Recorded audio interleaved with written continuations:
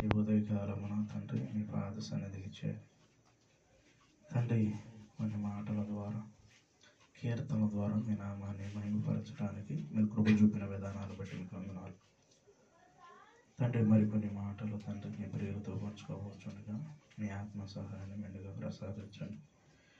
మీ ప్రియులకు అర్థమయ్యే రీతిగా బోధించగలిగిన సామర్థ్యాన్ని నాకు అనుగ్రహించండి. విని విడిచిపెట్టగా వాటిని హృదయం భద్రపరచుకోండి. ఆత్మీయ జీవితంలో అభివృద్ధిని మీరు దయచేయమని యేసుక్రీస్తు నామమున స్తుతించి ప్రార్థించి వేడుకుంటున్నాం పలుకుతుంటాం. దయచేసి కూర్చున్నాం.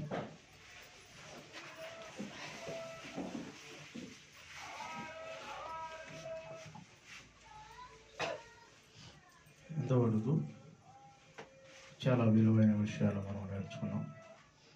మరికొన్ని మాటలు మనం ఏదైనా ధ్యానం చేద్దాం. అన్నగారు చెప్పిన టైటిల్ ఏంటి? దారిద్ర్యం కోరుకున్న ధనవంతుని చరిత్ర. అయితే ఆయన ఎందుకు దారిద్ర్యం కోరుకున్నాడో మనకు అర్థమైపోయింది. ఆయన ధనవంతుడై ఉండి మన కోసం మనల ధనవంతులుగా చేయడానికి ఆయన దారిద్ర్యాన్ని కోరుకున్నాడు. అయితే దీనినే కొనసాగిస్తా దీనికి ఇంకొక టైటిల్ కూడా నేను కూడా ఇవ్వాలనుకుంటున్నాను. ఇదే కొనసాగింది. దరిద్రులైన ధనవంతులు. టైటిల్ ఏంటి? దరిద్రులైన ధనవంతులు. గమనించండి, యేసుక్రీస్తు వారు మనల్ని ధనవంతులు చేయడానికి ఆయన ఏమైపోయాడు? దరిద్రుడిగా అయిపోయాడు. ఇప్పుడు దరిద్రులైన ధనవంతుల గురించి మనం నేర్చుకున్నాం. ఆయన మనల్ని ధనవంతులు చేయడానికి ఆయన దరిద్రుడిగా మారాడు.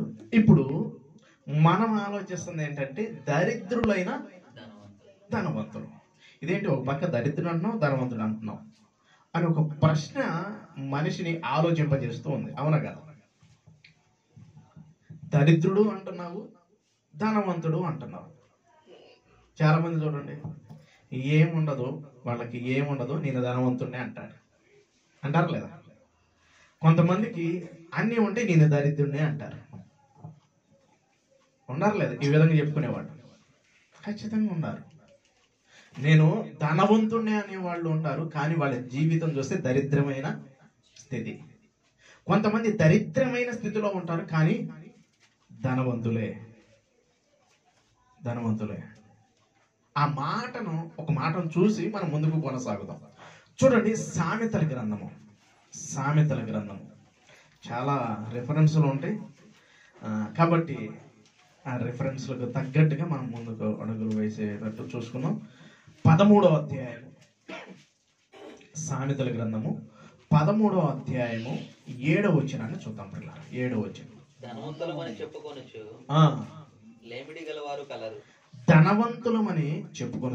లేమిడి గలవారు కలరు. లేమి కలవారు కలరు అని చెప్పుకుంటూ వస్తున్నారు. చూడండి, దరిద్రులమని చెప్పుకొనొచ్చు బహు ధనము గలవారు కలరు. గమనించండి, మన టైటిల్ ఏంటి? దరిద్రులైన ధనవంతులు. రెండు విషయాలు ఇక్కడ జ్ఞాని అయిన సొలొమోను గారు తెలియజేస్తున్నాడు. ఎన్ని విషయాలు తెలియజేస్తున్నాడు? రెండు విషయాలు తెలియజేస్తున్నాడు. ఆ రెండు విషయాలు ఏంటి అంటే, ధనవంతులమని చెప్పుకొనొచ్చు లేమి గలవారు కలరు, దరిద్రులమని చెప్పుకొనొచ్చు బహుధనము గలవారు కలరు. ఇప్పుడు ఈ రెండు విషయాల్లో మనం ఎవరు? మనం ఈ రెండు ప్రశ్నలకు కనుక ఆలోచించగలిగితే ఏదో ఒక కోవకు మనము చెందినవారు. మనము దరిద్రులైన ధనవంతులు. గమనించండి, మనల్ని ధనవంతులు చేయటానికి యేసుక్రీస్తు ప్రభువారు వచ్చాడు అంటున్నాడు. మనము ధనవంతులు కావాలని ఆయన దరిద్రుడుగా మారిపోయాడు. మరి ఈ ధనాన్ని సమకూర్చుకునే వారిగా ఉండాలి. చాలా మంది జీవితాల్లో ఈ ధనం అనేది ఉందా? క్రీస్తు అనే ధనం. ఈ ధనాన్ని సంపాదించుకోవటానికి కష్టపడాలి అంటున్నాడు. గమనించండి, ఈ ధనాన్ని మనము సంపాదించుకోవటం కోసము కష్టపడాలి. అది దాచబడి ఉందంట, దాచబడి ఉందంట. దాని గురించి రాస్తున్నాడు చూడండి. ఒకసారి మత్తయి గారు రాసిన సువార్త 13వ అధ్యాయం, మత్తయి గారు రాసిన సువార్త 13వ అధ్యాయము 44వ వచనాన్ని చూడండి. 44వ వచనం, 44వ వచనం. పరలోక రాజ్యము పొలములో దాచబడిన పరలోక రాజ్యము దాచబడిన పొలములో దాచబడిన పొలములో దాచబడిన ధనమును పోలి ఉన్నది. ఒక మనుషుడు దాచిపెట్టి ఒక మనుషుడు దాన్ని కనుగొని దానిని ఏం చేయాలంట? దాచిపెట్టి అది దొరికిన సంతోషం. మరలా చదవండి, అది చదివే విధానము కరెక్ట్ గా చదవాలి. చదవండి, మరలా చదవండి. పరలోక రాజ్యము పొలములో దాచబడిన ధనమును పోలి ఉంది. ఇప్పుడు ఒక విషయాన్ని చెప్పాడు, పరలోక రాజ్యము పొలములో దాచబడిన ధనమును పోలి ఉన్నది అన్నాడు. ఒక మనుషుడు ఇప్పుడు ఏం చేస్తున్నాడు? ఒక మనుషుడు దాన్ని కనుగొనాలి, కనుగొనాలి, కనుగొని దాన్ని దాచిపెట్టి తనకు కలిగినదంతా అమ్మి ఆ పొలమును కొనును. అక్కడ ఆలోచించండి, ఇక్కడ ఒక విషయాన్ని తెలియజేస్తున్నాడు.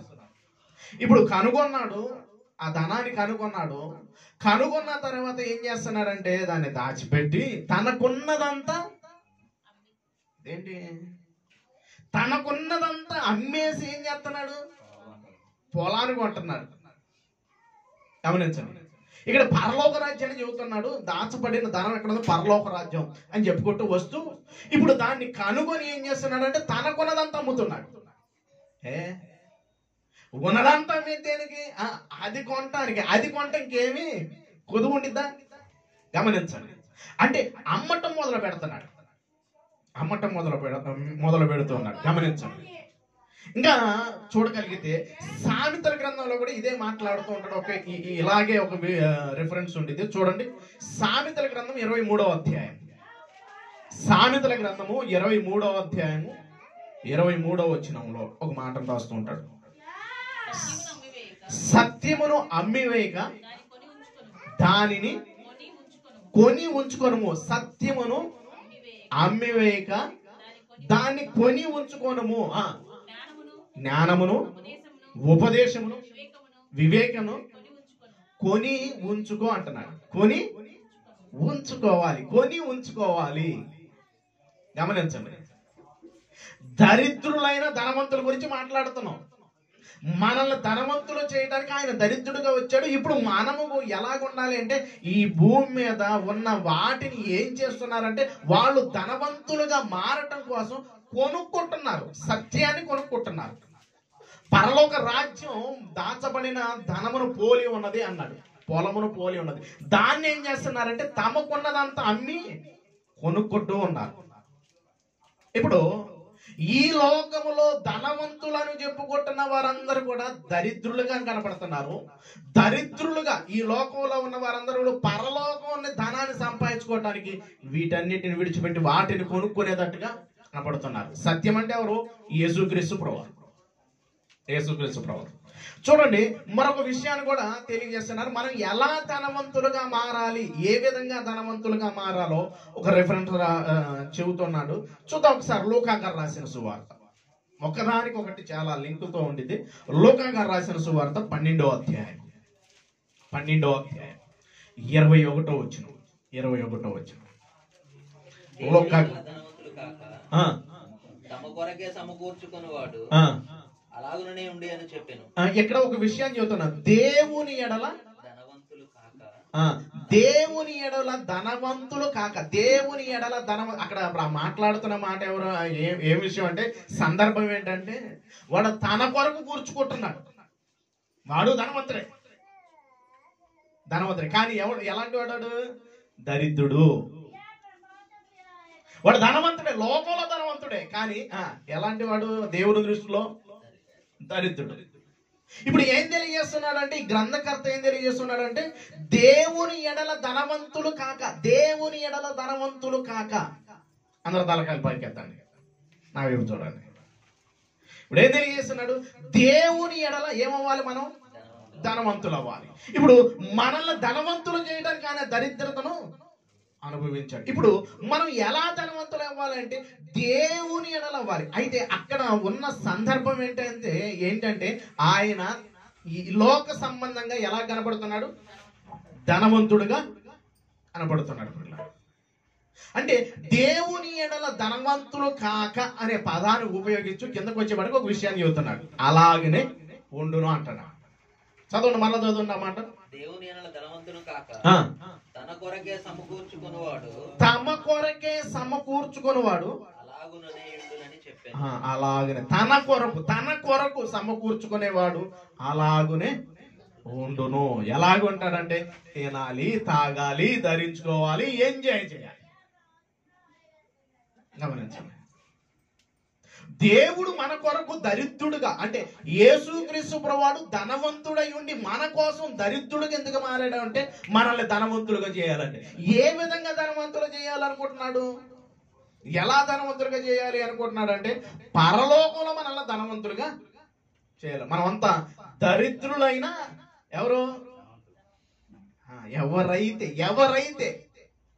ఎవరైతే ఆ ధనం కోసం, దాచబడిన ధనం కోసం ఉన్న వాటిని విడిచిపెట్టి ముందుకు అడుగులు వేస్తూ ఉంటారు, వారందరూ కూడా లోకము దృష్టిలో దరిద్రులుగానే కనపడతారు. కానీ దేవుని దృష్టిలో ధనవంతులు. చూడండి ఏమేం చేశారో కొన్ని విషయాలు మీకు ఇంకా పరిచయం చేసుకుంటూ ముందుకు వెళ్తాను. వాళ్ళు ఏం తెలియజేస్తున్నాడు అంటే మనము ధనవంతులుగా మారాలి అంటే ఈ దరిద్రులు ధనవంతులుగా మారాలంటే కొంతమంది కొన్ని కార్యక్రమాలు చేశారు. మన టైటిల్ ఏంటి? దరిద్రులైన ధనవంతులు. ఎందుకంటే ధనవంతుడి గురించి అన్నయ్య రమణ గారు చెప్పేశారు కాబట్టి.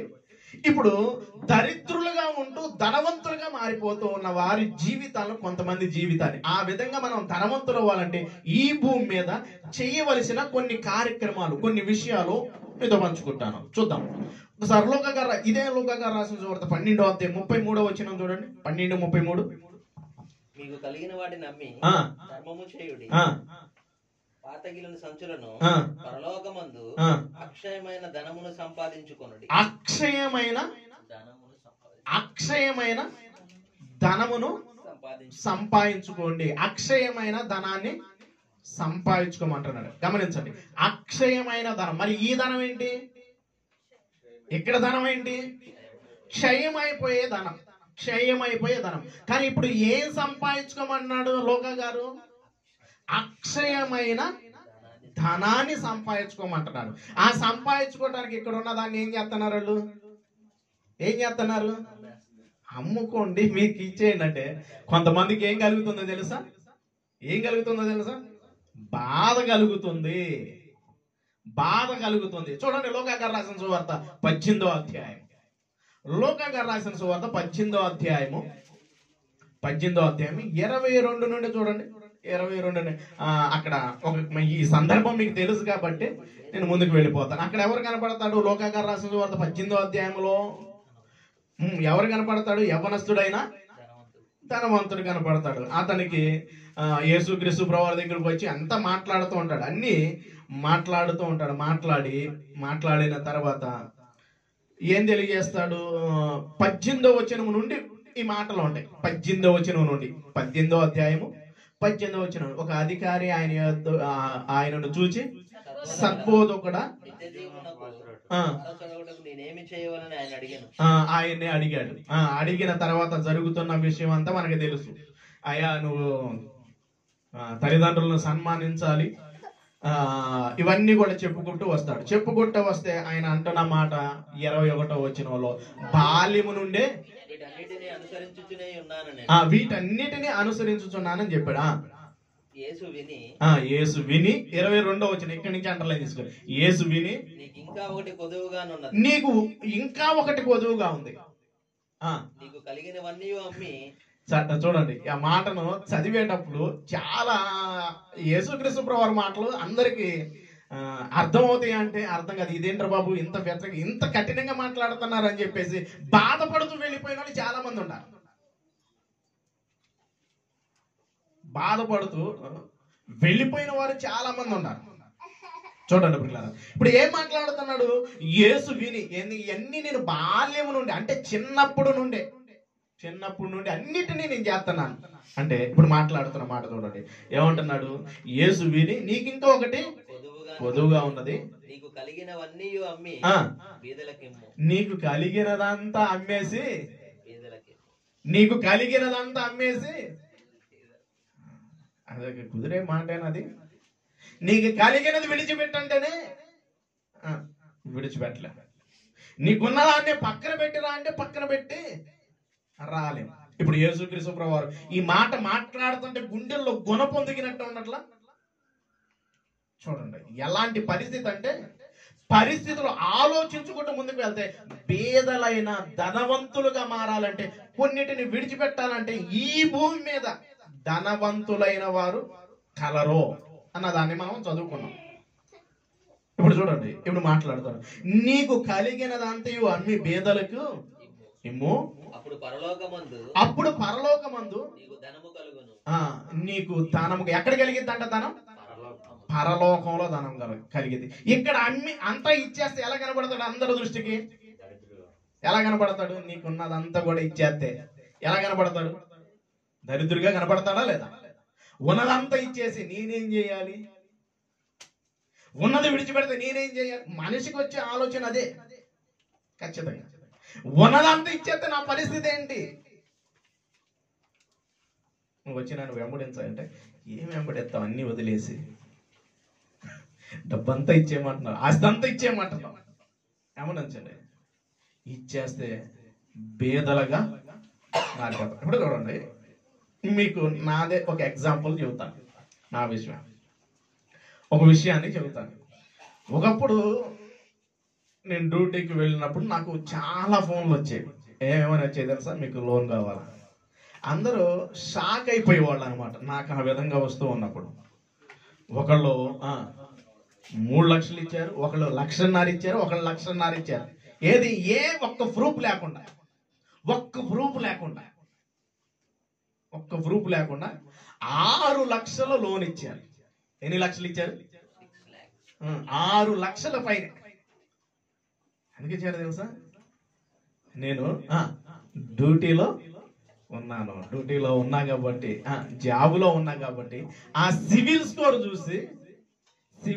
చూసి నాకు ఏమి రాయకుండా డైరెక్ట్ గా వీటి వల్ల చూడండి, వాటిని ఎప్పుడైతే విడిచిపెట్టేసానో ఇప్పుడు సివిల్ స్కోర్ పడిపోయి నాకు ఒక 2 లక్షలు అయినంటే కాదు, ఇప్పుడు కుదరదు. గమనించండి, ఆలోచించండి. అంటే పని చేస్తూ ఉంటుంటే ఆ విధానం వేరుగుంటుంది. ఇప్పుడు విడిచిపెడితే ఎలాగుంటుంది? అందరి దృష్టికి ఎలా కనబడతాం?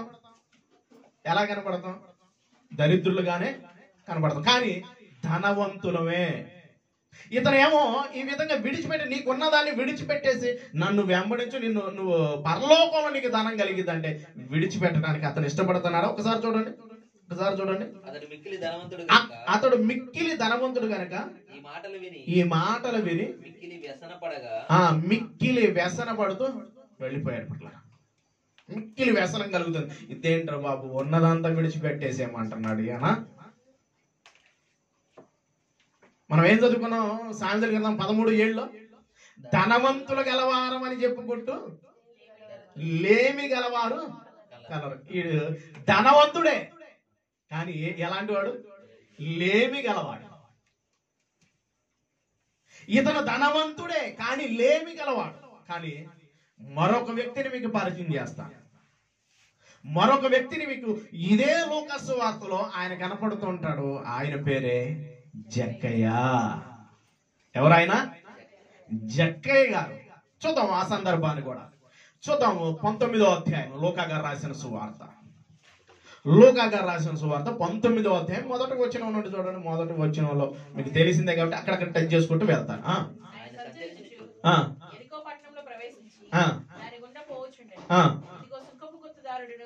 సుంకపు గుప్తుదారుడును ధనవంతుడు, ఈ మాటను అండర్లైన్ చేసుకున్న ధనవంతుడైన అతను జక్కయ్య అనే ఒక ధనవంతుడు అని చెప్పేసి చెప్పుకుంటూ వచ్చాడు. ఇంకా మిగతా స్టోరీ అంతా మనకి తెలుసా లేదా?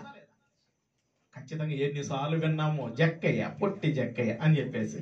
దీని మీద పాటలు కూడా, సండే స్కూల్ పాటలు కూడా చాలా విన్నాం. అంటే ధనవంతుడైన జక్కయ్య, ఇతనికి యేసును కలుసుకోవటానికి ఏం చేశాడు అంటే ఎక్కాడు. ఇప్పుడు యేసుక్రీస్తు ప్రభువారు వచ్చిన తర్వాత, ఆయన ఇంటిలోకి చేర్చుకున్న తర్వాత జరుగుతున్న పరిస్థితిని కనుక చూడగలిగితే 8వ వచనాన్ని ధ్యానం చేద్దాం. 8వ వచనం. ఎవరు నిలబడి? జక్కయ్య నిలబడి, ఇదిగో ప్రభువా ఎవరికి ఇస్తానా అంటున్నాడు. ఎంత ఇస్తానంటున్నాడు? ఆస్తిలో సగం పోయింది. ఆస్తిలో సగం పోయింది. ఇందాకేం చెప్పాడు?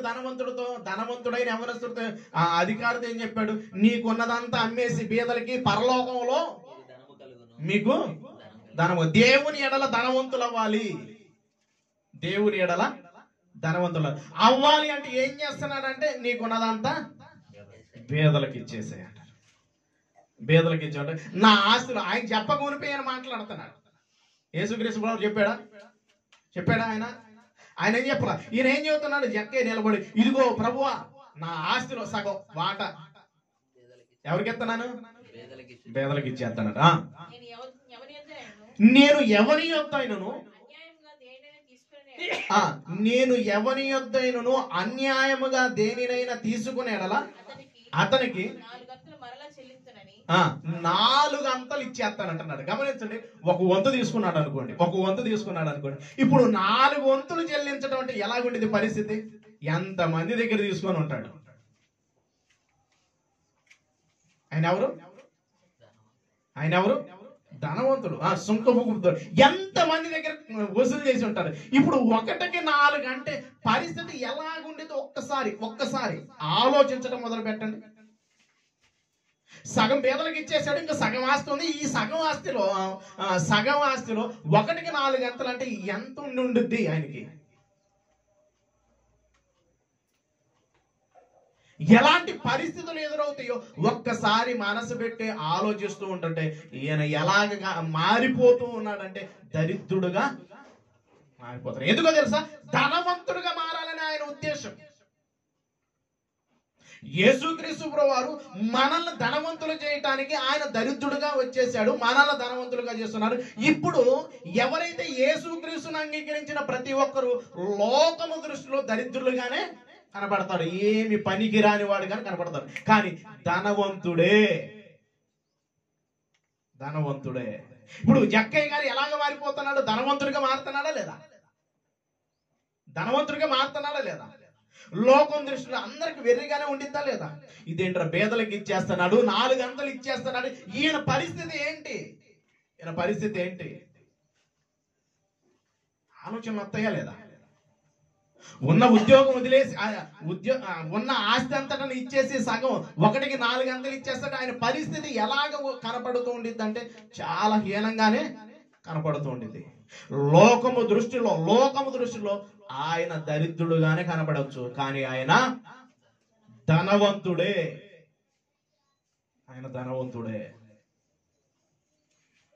మనల్ని ధనవంతులు చేయడానికి ఆయన దరిద్రుడై వచ్చాడు. ఆయన్ని ఫాలో అవుతున్నాడు ఎవరు? జక్కయ్య గారు. తనకున్నదంతా కూడా ఏం చేస్తూ ఉన్నాడు? అమ్మేసి సగం ఇచ్చేసేసి 1కి 4 అంతలు ఇస్తూ ఉన్నప్పుడు యేసుక్రీస్తు ప్రభువారు తెలియజేస్తున్న మాట తీసుకొని అతనికి 4 అంతలు చెల్లిందని ప్రభుతో చెప్పిన. అందుకు ప్రభువు ఇతడును అబ్రహాము కుమారుడే. అబ్రహాము కుమారుడే ఇంటికి రక్షణ. గమనించండి, ఇప్పుడు మనము కూడా ధనవంతులుగా మారాలి. ధనవంతులుగా మారాలి. ఏ ధనము అంటే క్షయమైపోయే ధనము కాదు, అక్షయమయ్యే ధనము. దాని కొరకు మనము కష్టపడేవారిగా ఉండాలి, కష్టపడేవారిగా ఉండాలి. దాని కొరకు మనము పాకులాడేవారిగా ఉండాలి. దాని కొరకు మనము ముందుకు అడుగులు వేసేవారిగా ఉండాలి. అందుకనే లూకా గారు రాసిన సువార్తలోని 16వ అధ్యాయంలో మరొక విషయాన్ని రాస్తున్నాడు. చూడండి, 16వ అధ్యాయము 11వ వచనంలో ఒక మాటను రాస్తూ ఉంటాడు. 11వ వచనం, కాబట్టి మీరు అన్యాయపు సిరి విషయంలో సత్యమైన ధనమును ఎవరు మీ వశము చేయును. సత్యమైన ధనము, సత్యమైన ధనము, సత్యమైన ధనాన్ని మీ వశం చేయాలంటే మీకు ఇచ్చిన దాన్ని ఎలాగ వాడాలో ఇక్కడ చెబుతున్నాడు. వాటిలో నమ్మకంగా ఉండాలి. వాటిని ప్రభు పరిచర్య కొరకు, దేవుని కొరకు మనము ఖర్చు పెట్టేవారిలాగా ఆ అనేకులను ధనవంతులు చేయటానికి మనం కూడా ఆలోచించడం మొదలు పెట్టాలి. అందుకని ఇక్కడ మాట్లాడుతున్నాడు, సత్యమైన ధనము ఎవరు మీ వశం చేయనంటే యేసుక్రీస్తు వారు వశం చేయడానికి సిద్ధంగా ఉన్నాడా లేదా? ఆయన చేయడానికి ఉన్నాడా లేదా? ప్రతి ఒక్కళ్ళు ధనవంతులు చేయాలనే ఆయన ఉద్దేశమా కాదా? ఆయన ఉద్దేశం ఏంటి? తలకాయలు పైకి ఎత్తాలి. ఆయన ఉద్దేశం ఏంటి? మనల్ని అందరిని ఏం చేయాలనుకుంటున్నాడు? ధనవంతులు. సత్యమైన ధనం ఎవరు మీ వశం చేయనంటే యేసుక్రీస్తు వారు మన వశము చేస్తాడా లేదా? చేయటానికి ఆయన దరిద్రుడిగా మారాడా లేదా? మారాడు. అందుకని సత్యమైన ధనాన్ని, ధనవంతులుగా మనం మారాలి అంటే ఈ భూమి మీద ఉన్న అన్యాయపు సిరి విషయంలో మనం నమ్మకంగా ఉండాలి.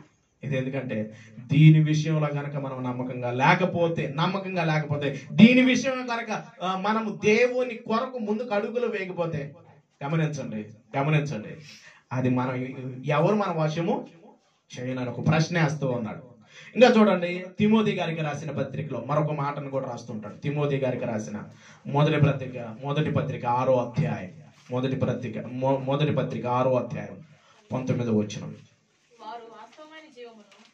వారు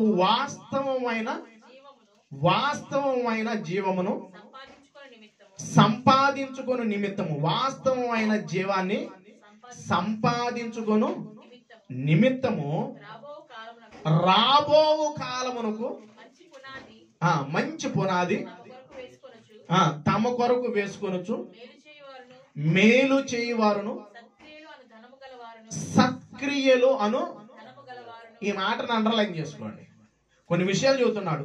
రాబో కాలమునకు మంచి పునాది. ఎక్కడ వాటికి స్టాండర్డ్ గా మనం వేసుకోండి. ఇక్కడ ఈ 60-70 ఏళ్ల కొరకు, 60 సంవత్సరాల కొరకు మంచి పునాది వేసుకోవడానికి మనం ప్రయత్నిస్తాం. అవునా కదా? చెప్పండి, మన పునాది ఏంటి? మనము ఈ జీవిత కాలంలో మంచి పునాది వేసుకోవడానికి ప్రయత్నిస్తూ ఉంటాం. అవునా కదా? వస్తున్న కాలాలు, భూకంపాలు, అవి ఏమన్నా వస్తాయేమో, తుఫాన్లు వస్తాయి, ఇవన్నీ రాకుండా గట్టిగా పునాది వాగేసుకొని కట్టుకోవాలి, ఇలాగ ఉండాలని చెప్పేసి ఆలోచిస్తూ ఉంటాం. కానీ ఈయన మాట్లాడుతున్న మాట, తిమోతికి పత్రిక రాస్తూ పౌలు గారు మాట్లాడుతున్న మాట ఏంటంటే, రాబో కాలమునకు మంచి పునాది కొరకు తమ కొరకు వేసుకొనొచ్చు. అంటే దాని కొరకు వేసుకొనొచ్చు మేలు చేయువారును. ఎలాగుండాలంట? మేలు చేయువారును సత్క్రియలు అను ధనము గలవు. సత్క్రియలనే ధనము. కొంతమందికి లేదు, ఉండదు. ఉండిద్దా? డబ్బు ఉంటాయి కనుక మన తీసి వాడు అనేవాళ్ళు ఉంటారా? కొంతమంది ఉండరు. కానీ ఏం చేయొచ్చు? సత్క్రియలు అంటే క్రియలు అన్నా చేయడానికి ప్రయత్నించాలి. ఇది లేదు అది లేదు అంటానికి కుదరదు. ఎవరికి సామర్థ్యం కొలదే దేవుడు వారికి శక్తిని ఇచ్చాడా లేదా? పని చేయడానికి అవకాశం ఉందా లేదా? అందుకని చేయుటకు నీ చేతికి వచ్చిన ఏ పనైనను శక్తి లోపం లేకుండా చేయము. కొంతమంది ఉంటారు దొంగలు, గమనించండి. అంటే సత్క్రియలనే ధనము, సత్క్రియలనే సత్క్రియలను ధనము గలవారై ఔదార్యము గలవారును తమ ధనములో ఇతరులకు పాలిచ్చువారునై ఉండవలనని వారికి ఆజ్ఞాపించుము. నీకున్న ధనాన్ని ఇతరులకు సహాయం చేసేవారిగా ఉండాలి. మనల్ని ధనవంతులు చేయడానికి ఆయన దరిద్రుడిగా మారిపోయాడు. దరిద్రులైన వారుగా ఉంటూ కూడా ధనవంతులుగా కనపడుతున్న వారు కలరా లేదా? చాలా మంది ఉన్నారు. ఒక జక్కయ్య గారేనా అంటే ఆదిమ అపోస్తులలో కనుక మనం చూడగలిగితే వాళ్ళందరూ కూడా పరలోకంలో ధనవంతులు అవటం కోసం, పరలోకంలో కూర్చుకోవటం కోసం వారికి ఉన్నదంతటిని కూడా ఏం చేస్తున్నారో తెలుసా? వారికి ఉన్నదంతా కూడా ఏం చేస్తున్నారంటే తీసుకొచ్చి అపోస్తుల పాదాల దగ్గర పెడుతున్నట్టుగా కనపడుతూ ఉంది. అపోస్తుల పాదాల దగ్గర పెడుతున్నట్టుగా కనపడుతుంది. చూడండి, అపోస్తుల గారి 2వ అధ్యాయము 44వ వచనం నుండి 45వ వచనంలో కనుక చూడగలిగితే వాళ్ళు పరలోకంలో సంపాదించుకోవటం కోసం, ధనవంతులుగా మారటం కోసం విశ్వసించిన వారందరూ ఏకముగా కూడి తమకు కలిగినదంతయు ఇదియుగాక వారు తమ చర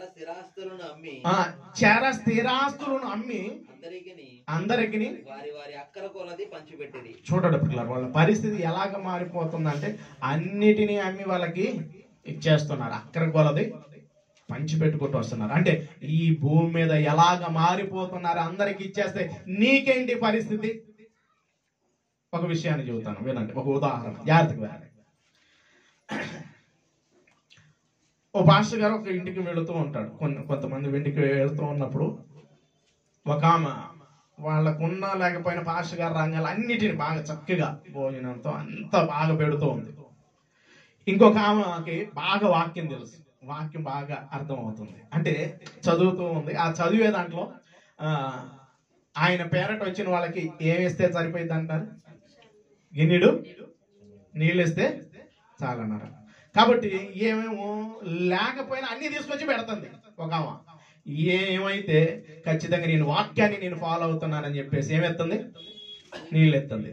ఇంకా పైపైచి ఆమె దగ్గరికి వెళ్ళి మాట్లాడుతుంది. ఏం మాట్లాడుతుంది అంటే, నువ్వు వాక్యాన్ని ఫాలో అవ్వట్లేదు, నువ్వు అన్ని తీసుకొచ్చి పెడుతున్నావు, ఆయనకి నువ్వు అప్పు చేసేలా పెడుతున్నావు, కానీ నేను వాక్యాన్ని ఫాలో అవుతున్నా. ఏంటో తెలుసా? గిన్నెడు నీళ్ళు ఇస్తే ఏంటి? గిన్నెడు నీళ్ళు ఇస్తే ప్రతిఫలం పోగొట్టుకోను, వాక్యాన్ని నేను ఫాలో అవుతున్నా అని చెప్పేసి అనుకుంటున్నాను.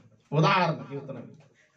అయితే ఇద్దరు పోయారు, ఇద్దరు ఈ లోకంలో పోయారు. ఎక్కడికి వెళ్తారు? పోయిన తర్వాత పరలోకానికి వెళ్ళిన తర్వాత ఫస్ట్ ఈమె ఇంటికి వెళ్ళంగానే అన్ని పెడుతుంది కదా, అన్ని చూస్తూ ఉంది. వచ్చిన వాళ్ళందరికీ చూస్తూ ఉన్నప్పుడు ఆమె దగ్గరికి వెళ్ళేపాటికి ఆ ఇంట్లో అన్నీ ఉన్నాయంట. అన్నీ ఆ పాస్టర్ గారికి ఏదేదైతే అంటే సేవకులకి వచ్చిన వాళ్ళందరికీ సత్కార్యం చేస్తుంటే అన్నీ ఉన్నాయంట.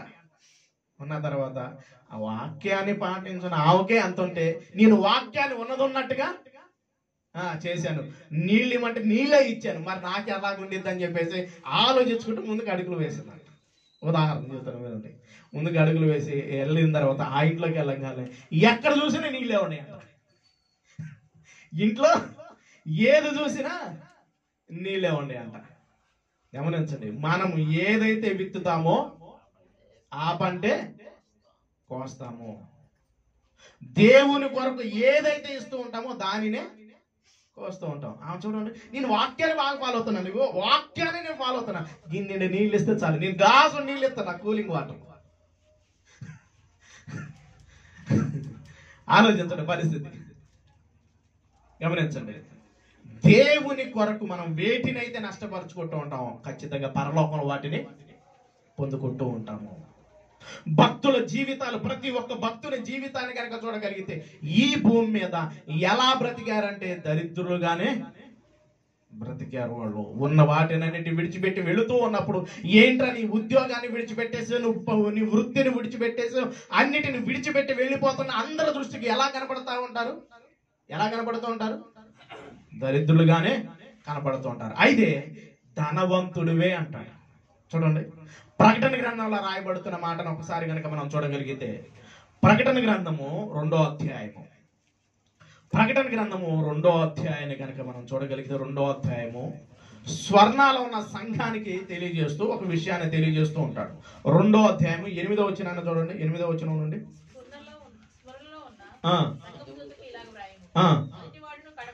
మొదటి వాడును కడపటి వాడును మృతుడై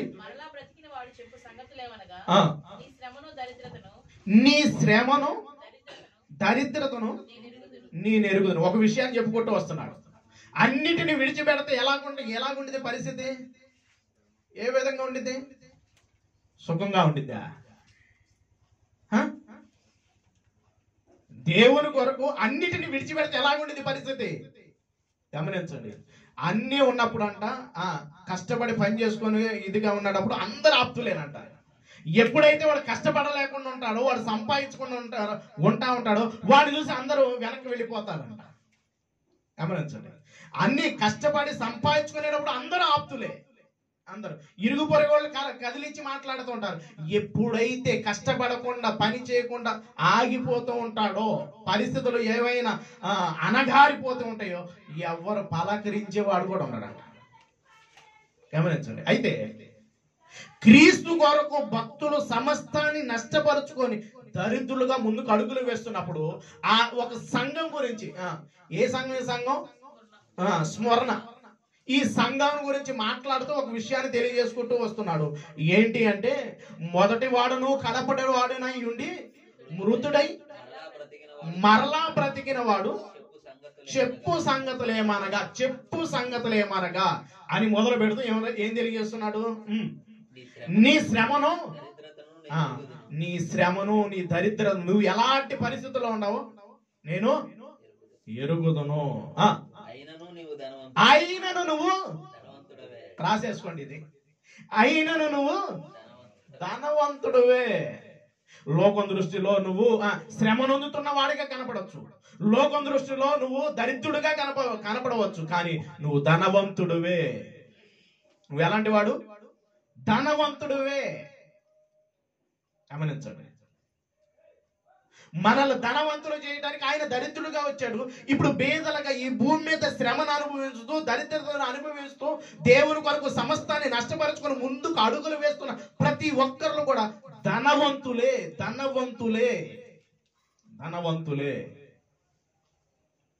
ఎవరంట? ధనవంతులే. శ్రమ పడుతూ నష్టపరుచుకోను దరిద్రతతో ముందుకు అడుగులు వేస్తున్నావు, నువ్వు ధనవంతుడు అంటున్నాడు. యారండి మేము ధనవంతులు అంటారా? భూమి మీద కాదు మనం ధనవంతులు, దేవుని ఎడల ధనవంతులు. దేవుని ఎడల మనం ధనవంతులు. పరలోకంలో ఆస్తి గలవారము, గొప్పవారము మనము. ఆ ఆస్తిని పంచడానికి యేసుక్రీస్తు ప్రభువారు వచ్చాడు. ఆయన ఐశ్వర్యవంతుడు. క్రీస్తు ఎలాంటి వాడు? ఐశ్వర్యవంతుడు. ఆయన కలిగిన మనము ఐశ్వర్యవంతుడు. ఆయన పోలి నడుచుకుంటున్న మనము ఐశ్వర్యవంతులవే. లోకం దృష్టిలో మనం ఎలా కనపడతాం అంటే, అందరికీ ఎలా కనపడతాం? లోకం దృష్టిలో మనం ఎలా కనపడతాము అంటే వెర్రోళ్ళగా కనపడతాం, దరిద్రులుగా కనపడతాం. లోకం దృష్టిలో ధనులైన వారు దరిద్రులుగా కనపడుతున్నారు దేవుని దృష్టిలో చూస్తే. కానీ దేవుని కొరకు నష్టపరుచుకున్న ప్రతి ఒక్కళ్ళు ఎవరు? ధనవంతుడే. భక్తుల జీవితాలు ఒక్కసారి పరిశీలన చేయండి. వాళ్ళు దరిద్రతలో ఉన్నారు, కానీ వాళ్ళంతా ఎవరు? చెప్పండి, వాళ్ళంతా ఎవరు? ధనవంతులే. ఎందుకు మనం ధనవంతులం కాదా? ఏమో అండి, మేము ధనవంతులం కాదు, మేము దరిద్రులు అంటారా? గమనించండి. ఈ భూమి మీద మనము అనుభవిస్తున్న దరిద్రం కొంతవాటికే.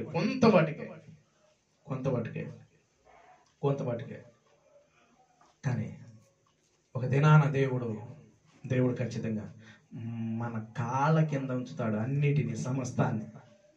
కాబట్టి పేదలైన మీరు ధనవంతులే, దరిద్రులైన మీరు ధనవంతులే. మనమందరం కూడా ధనవంతులు, అంటే ధనవంతులు బేదల దరిద్రులైన ధనవంతులు, దరిద్రులైన ధనవంతులు. దరిద్రతను అనుభవించాడు ఈ భూమి మీద లాజరు. ఏమనుభవించాడు? దరిద్రాన్ని అనుభవించాడు. దరిద్రుడైన లాజరు దరిద్రాన్ని అనుభవించాడు.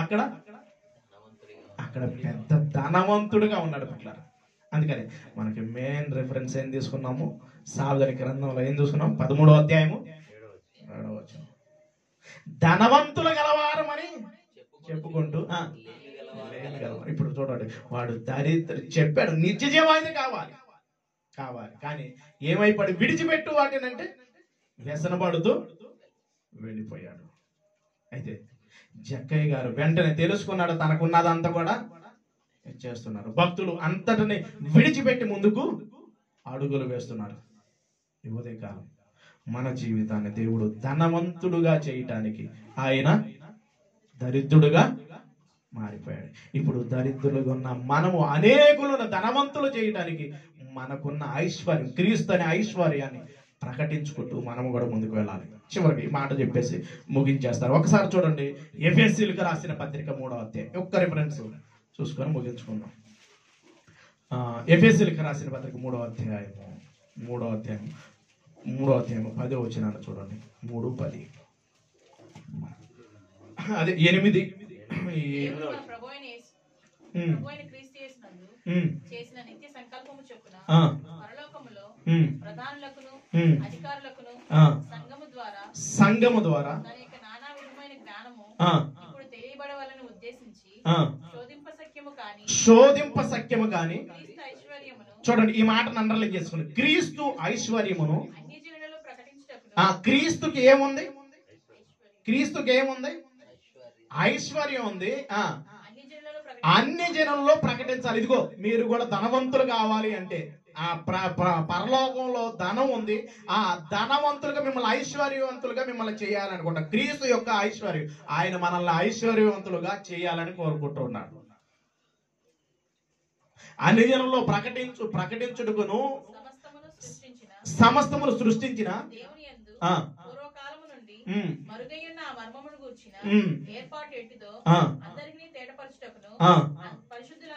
పరిశుద్ధులందరిలో నాకు ఈ కృప అనుగ్రహించెను. చూడండి పిల్లరా, అంటే క్రీస్తు ఐశ్వర్యం ఎక్కడ ప్రకటించాలి? అన్ని జనుల్లో. చాలా మందికి అక్కడ ఉందంటే యాడుండిద్రు బాబు అనుకుంటూ ఉంటారు. కానీ అక్కడ ఉన్న దానికోసమే భూమి మీద ఉన్న భక్తులైన వారందరూ ఎలా బ్రతికారు అంటే, మోషే గారు కావచ్చు, అబ్రహాము గారు కావచ్చు, ఇంకెవరైనా కావచ్చు, భక్తులైన వారందరూ కూడా అక్కడ సంపాదించుకోవడం, ఇక్కడ ఏం చేసుకున్నారు? అన్నిటినీ వెచ్చించారు. కాబట్టి దరిద్రులైన ధనవంతులు ఎవరంటే బైబిల్లో కనబడుతున్న ఎవరు? భక్తులు. అందరూ లోకం దృష్టిలో ఇప్పుడు మనం కూడా ఎలా కనపడచ్చు అంటే, దేవుని కొరకు అయ్యి చేసేటప్పుడు, దేవుని కొరకు ఇచ్చేటప్పుడు అందరి దృష్టికి దరిద్రులుగానే కనపడవచ్చు. కానీ మనం అంతా ఎవరు? ధనవంతులు. కాబట్టి ఒక్కసారి భక్తులు ఎలా చేశారో మనం కూడా ఆ విధంగా చేయటానికి, మనము ముందుకు అడుగులు వేయటానికి వారిని మాదిరిగా పెట్టుకొని ముందుకు కొనసాగాలని ప్రభు పేరట తెలియజేస్తూ నా మాటలు ముగిస్తున్నాను. చిన్న ప్రార్థన చేసుకుందాం. ప్రతి ఒక్కరు కూడా ఒక్కసారి మనల్ని మనము పరిశీలించుకుంటూ, యేసుక్రీస్తు ప్రభువు వారు మనల్ని ధనవంతులు చేయటానికి ఆయన దరిద్రుడుగా మారిపోయాడు. ఈ భూమి మీద బ్రతుకుతున్న భక్తులైన వారందరూ కూడా వారికి ఉన్న దాన్ని అంతటిని దేవుని కొరకు అనేకులని రక్షించడానికి, అనేకులను ధనవంతులు చేయటానికి, క్రీస్తు ఐశ్వర్యవంతులుగా చేయటానికి వారికి ఉన్న దాన్ని అంతటిని విడిచిపెట్టి ఆయన వెంబడించారు. వాళ్ళు ధనవంతులుగా మారారు. ఈరోజు నీ జీవితం ఎలాగుంటుందో ఒక్కసారి మనం కూడా మనం పరిశీలించుకుంటూ చిన్న ప్రార్థన చేసుకుందాం. సకలాశీర్వచనములకు కారణభూతులు అయిన మా ప్రియ పరలోకపు తండ్రి, ఈ ఉదయకాలమున తండ్రి మీ పాద సన్నిధికి చేరి కొన్ని మాటలు తండ్రి, దరిద్రులైన ధనవంతుల గురించి కొన్ని మాటలు తండ్రి మీ ప్రియులతో పంచుకోవటానికి మీరు కృప చూపిన విధానాన్ని బట్టి మీకు వందనాలు.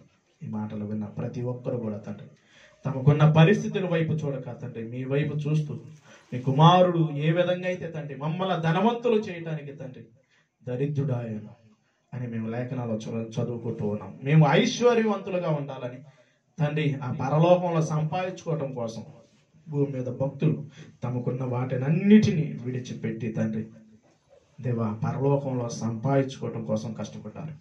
వారి వలె మా భక్తి జీవితాన్ని కూడా ముందుకు కొనసాగించడానికి మీ కృపను అనుగ్రహించండి. మా ముందు వారి జీవితాన్ని మా కళ్ళ ముందు పెట్టారు. వారి వైపు చూస్తూ వారి అడుగు జాడల్లో నడవటానికి మీ కృపను అనుగ్రహించమని ప్రతి విషయాన్ని మీ చేతులకు అప్పగించుకుంటాం. యేసుక్రీస్తు నామమున స్తుతించి ప్రార్థించి వేడుకుంటున్నాం పరమ తండ్రి. ఆమేన్.